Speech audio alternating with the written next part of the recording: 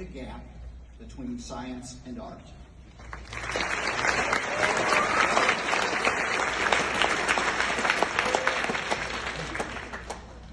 Most of us here are science kids, right?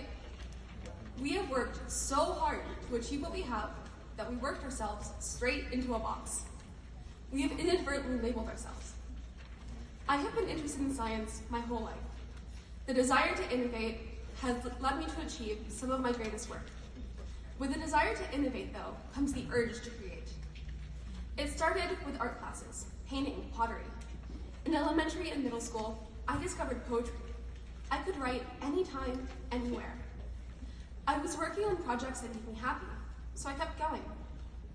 At around the same time, though, I discovered science. I began joining science fairs and robotics clubs, and I even made it to Broadcom Masters in 2017.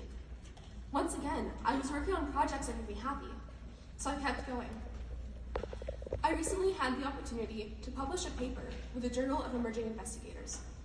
Doing so was an incredible opportunity, especially because it allowed me to merge my two passions, science and writing.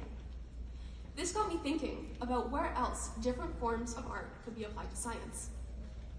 Whether it be in the form of anatomical drawings, models, papers, or more, art is everywhere in science. There's still a disconnect between the two, though, especially in how we perceive them. When we think of art, the term creativity comes to mind, right? But is science not creative? When we design innovative solutions to problems and find new ways to test them.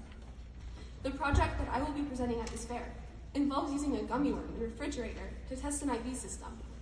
Is that not creative? At schools, the sciences and the arts are seen as two completely different pathways, with many buildings and departments dedicated to each separately.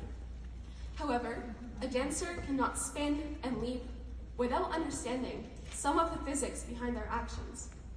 And a scientist cannot present their work to the world without papers and models. What if we start thinking of the two as siblings rather than distant relatives?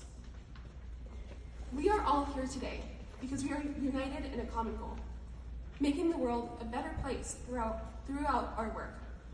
So, whether you are an art kid, a science kid, or both like me, I'm here to tell you to keep going, to keep doing what makes you happy. Thank you.